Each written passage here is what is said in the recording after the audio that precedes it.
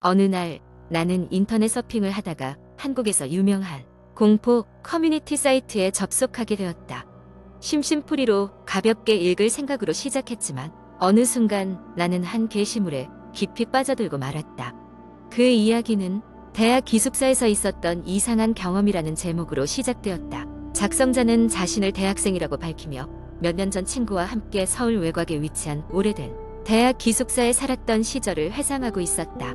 그 기숙사는 20년이 넘은 건물로 여러 차례 리모델링 했음에도 불구하고 어디선가 오래된 목재 냄새와 낡은 건물 특유의 습기가 묻어 있었다. 기숙사 5층 끝방에 배정받은 그는 친구와 함께 기쁘게 입주했다. 첫 며칠은 아무런 문제가 없었다. 새로운 환경에 적응하고 친구들과 새로운 추억을 만들어가는 것이 즐거웠다. 하지만 밤이 되면 이상한 일이 벌어지기 시작했다. 매일 밤 11시가 넘어서면 방 한 구석에서 희미한 소리가 들려오기 시작했다. 처음에는 바람 소리이거나 지나가는 학생들의 발소리라고 생각했다. 그러나 소리는 점점 더 분명해져 갔다.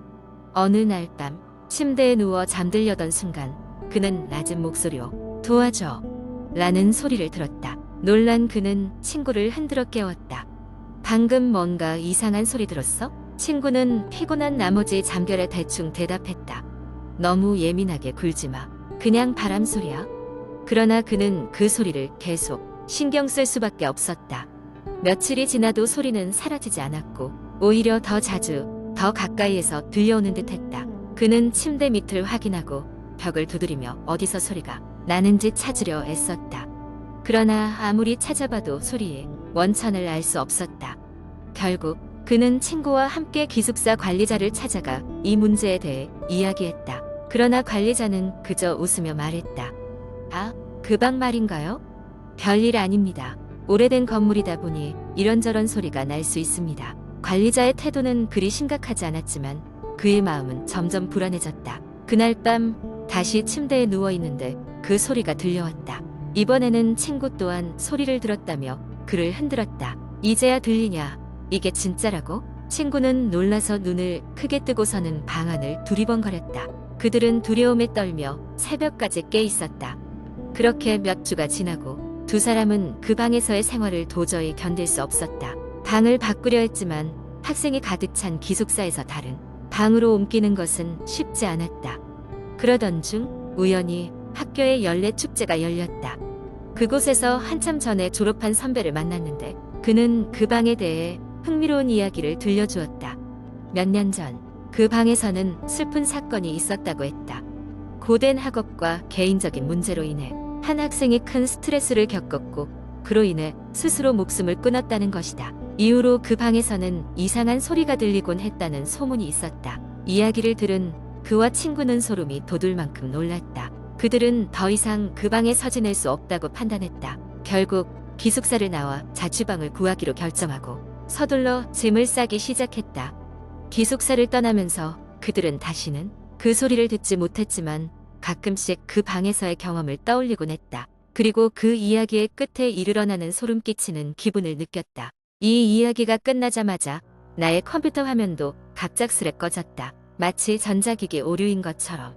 나는 두려움에 떨며 컴퓨터를 다시 켰다. 다시 모든 것이 정상으로 돌아왔지만 그 밤 이후로 나는 그 공포 커뮤니티 사이트를 다시 방문하지 않기로 마음먹었다. 너무 깊이 빠져들게 되는 것은 가끔 의도치 않은 결과를 초래할 수 있다는 것을 깨달았기 때문이다. 두 번째 이야기. 몇 년 전 나는 서울 외곽에 위치한 작은 도시로 출장을 간 적이 있습니다. 그곳은 한적하고 평화로운 곳이었지만 도시에 얽힌 하나의 전설이 있었습니다.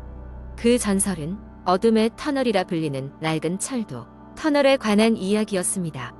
주민들은 해가 지기 전에 그곳에는 절대 가지 말라고 경고했죠. 그 터널에서 많은 사람들이 실종되거나 이상한 일을 겪었다는 소문이 돌고 있었습니다.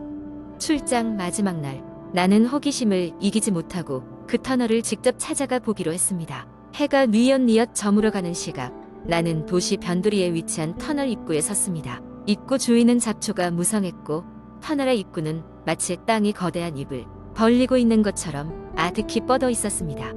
처음에는 안쪽이 캄캄하게 보였지만 점차 터널 안쪽에서 희미한 빛이 새어나오는 것을 발견했습니다. 터널 속은 생각보다 길게 이어져 있었습니다. 나는 조금 무섭긴 했지만 호기심이 더 컸기에 조심스럽게 한 발 한 발 발걸음을 옮겼습니다. 벽에는 오래된 낙서들과 함께 무언가를 핥힌 듯한 긴 자국들이 있었습니다. 그때 갑자기 주변 공기가 싸늘해지면서 소름이 돋기 시작했습니다. 그리고 알 수 없는 소리가 멀리서 들려오더니 마치 누군가의 신음 소리처럼 들렸습니다. 귀를 기울여 소리의 근원을 찾으려 했지만 대신 터널 천장에서 물방울이 떨어지는 소리만이 내 귀를 때렸습니다. 계속해서 걸어가던 중 내 주변을 감도는 기분 나쁜 기운은 점점 강해졌고 이내 머리카락이 곤두서는 듯한 느낌이 들었습니다. 순간 등이 차갑게 식으며 누군가가 내 어깨를 스친 것 같은 착각에 사로잡혔습니다.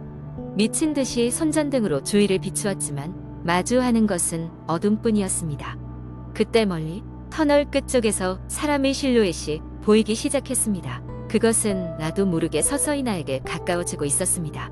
그림자는 점점 뚜렷해졌고 나는 그 모습이 점점 더 명확해지자 숨을 쉴 수가 없었습니다. 흉폭하게 일그러진 얼굴을 한 그것은 사람이 아닌 괴기한 존재였습니다. 겁에 질린 나는 뒤돌아 달리기 시작했습니다. 발이 터널 바닥에 닿을 때마다 울리는 메아리가 그 괴소리와 뒤섞여 더욱더 나를 혼란스럽게 만들었습니다. 정신없이 달리다 보니 겨우 터널을 빠져나올 수 있었습니다. 밖으로 나오자 해는 이미 져 있었고 하늘엔 별이 총총히 빛나고 있었습니다. 숨을 고르며 뒤를 돌아봤지만 그 터널은 마치 아무 일도 없었다는 듯이 고요히 자리 잡고 있었습니다. 그날 이후 나는 그 터널 근처엔 다시는 갈 생각이 없습니다. 그날 내가 본 것이 사실 무엇이었는지는 알 수 없지만 확실한 것은 그것에 대한 소문과 전설이 헛되지 않았다는 것입니다. 아직도 많은 사람들은 그 터널을 두려워하며 무슨 일이 있어도 그곳에 가까이 가지 않으려 합니다.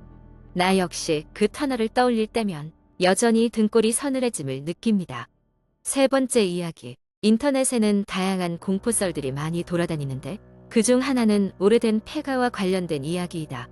이 이야기는 한국의 한 시골 마을에서 시작된다. 그 마을에는 오래된 대저택이 하나 있는데 그 집은 오랫동안 비어 있었고 사람들은 그곳을 귀신이 나오는 집이라고 불렀다. 이 대저택은 일제강점기 시절 부유한 지주가 거주하던 곳이었지만 해방 이후 원인 모를 이유로 아무도 살지 않게 되었다.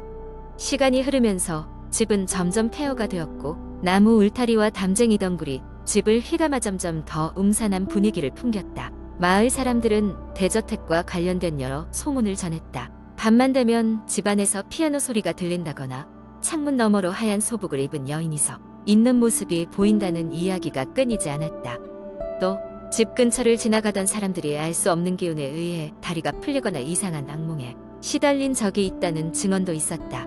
어느 날 도시에 살던 한 젊은 사진작가가 이 대저택의 은미를 느껴 사진을 찍으러 오기로 했다. 그는 오싹한 분위기를 사진에 담고 싶어 폐가를 배경으로 사진을 찍으러 가기로 결심했다. 그가 마을에 도착했을 때 마을 사람들은 그에게 폐가에 가지 말라고 경고했다.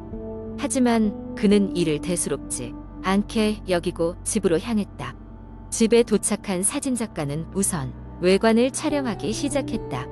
집 주위를 돌아다니면서 사진을 찍던 중 그는 창문 너머로 무언가가 움직이는 듯한 환영을 포착했다. 순간 사진작가는 오한이 들어 잠시 주저했지만 곧 결심을 굳히고 집 안으로 들어가기로 했다. 대저택 안은 생각보다 더 어두웠다. 먼지와 거미줄이 가득했고 오래된 가구들은 사가 있었다. 그는 계속해서 사진을 찍었다. 방 하나하나를 지나가면서 그 위 카메라는 끊임없이 셔터를 눌렀다. 그러다 2층의 한 방에 들어섰을 때 그는 한 여인이 창밖을 바라보는 모습을 목격했다. 그는 깜짝 놀라며 여인을 향해 소리쳤지만 여인은 아무 반응이 없었다. 사진작가는 그녀에게 다가가려 했지만 발이 떨어지지 않았다. 공포가 서서히 몸을 감싸왔고 찬바람이 불어오면서 그의 몸은 얼어붙을 듯 했다. 심장이 미친 듯이 뛰었고 온갖 생각이 머리를 스쳤다. 그 순간 여인이 천천히 그를 향해 고개를 돌렸다. 얼굴은 창백했고 눈은 무언가 큰 슬픔과 고통을 간직한 듯 했다. 사진작가는 두려움에 사로잡혀 다시 1층으로 달려내려가 빠져나왔다. 폐가에서 나오자마자 마을로 돌아온 그는 충격에서 벗어나지 못했고 찍었던 사진을 확인했다. 그러나 그 사진에는 아무것도 찍혀 있지 않았다. 단지 빈 방들만이 있을 뿐이었다. 그 후 그는 다시는 그 대저택을 찾아가지 않았다. 그리고 마을 사람들은 그가 한동안 이 유물을 병에 시달렸다는 이야기를 전했다. 그 병은 시간이 지나면서 점점 나아졌지만 여전히 그는 그날의 일을 떠올리면 식은땀이 흘렀다고 전해진다. 이 이야기는 한국의 여러 인터넷 커뮤니티에서 회자되며 다시는 찾아가지 말아야 할 장소로의 대저택을 꼽곤 한다. 날이 갈수록 대저택은 더 노후되었지만 여전히 그곳을 지나갈 때면 알 수 없는 기운에 휩싸인다고 마을 사람들은 말한다. 네 번째 이야기. 내 이름은 지훈이다. 이미 대학을 졸업하고 취업 준비를 하며 자취 중인 나는 오늘도 늦은 새벽까지 인터넷에 바다를 헤매고 있었다. 늘 그렇듯 인터넷 커뮤니티에서 무서운 이야기를 읽고 오싹한 기분을 만끽하며 잠이 오기를 기다리고 있었다. 그날따라 외풍이 심해 창문이 덜컥거리는 소리와 윙윙대는 바람 소리가 나를 더 소름 끼치게 만들었다. 새벽 2시가 넘었을까. 어둠 속에서 모니터에 푸른빛만이 방안을 채우고 있을 때 문득 현관문에서 이상한 소리가 들려왔다. 초인종이 아니라 누군가가 문을 긁는 소리였다. 소리의 정체를 확인하기 전까지는 이 시간에 누가 내 문을 두드릴까 싶어 등골이 오싹했다. 핸드폰을 집어들고 후레쉬를 켜서 현관으로 조심스럽게 다가갔다. 문 앞에 다다르자 문틈 사이로 희미한 그림자가 어른거리는 것이 보였다. 나는 몰래 문길을 통해 밖을 내다보았다. 그러나 키를 넘나드는 쇠사슬 때문에 전체적인 모습은 보이지 않았다. 그저 누군가 검은 후드를 뒤집어 쓰고 서 있었다. 나는 낮은 목소리로 누구세요? 라고 물었다. 잠시 정적이 흐른 뒤 가늘고 간헐적인 목소리가 들려왔다. 좀 찾아주세요. 너무 놀란 나는 침착하게 다시 물었다. 여기 무슨 일로 오셨죠? 그러자 그 사람은 대답 대신에 손가락 끝으로 문을 계속 긁어대기 시작했다. 기이한 상황에 이어 현관 너머로 다른 인기척도 느껴지기 시작했다. 마치 여러 명이 서성이며 웅성거리는 듯한 기분이 들어서 마음 깊은 곳이 급속히 얼어붙는 것만 같았다. 머릿속에는 휘몰아치는 생각들이 가득했다. 이걸 경찰에 신고해야 하나? 혹시 정말로 길을 잃은 사람이라면 어떡하지? 하지만 여전히 문 너머엔 더욱 그득한 소리가 점점 나를 압박했다. 마치 몇십 명이 바로 문 앞에 서 있는 기분이었다. 나는 문 손잡이를 꽉 잡고 안에서 반복적으로 문을 잠갔다 풀었다 할 뿐이었다.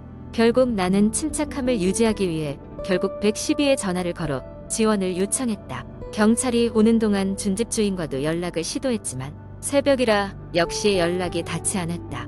얼마 후 우렁찬 사이렌 소리와 함께 경찰차가 도착했다. 경찰은 신속하게 주변을 수색했지만 현관 앞에는 아무도 없는 상태였다.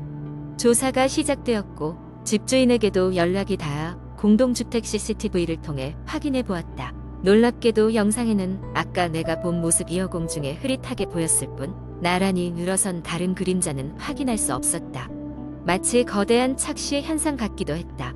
홀로 극심한 공포를 겪은 나는 혹시 음식물 냄새가 이상해서 그리 된 게 아닌지, 너무 피곤해서 헛것이 보인 건 아닌지 회의감을 느껴야 했다. 그 후 사람들은 이 일을 두고 마치 꿈속에서나 있을 법한 일이라며 웅성거리기 시작했지만 나는 아직도 그날을 생생히 기억한다. 이후로는 어두운 밤에 항상 등불을 켜놓고 자게 되었으나 이상하게도 그 사건 이후론 다시는 그런 일이 일어나지 않았다. 마치 한여름밤의 악몽처럼 그 방문자는 흔적도 없이 사라져버렸다.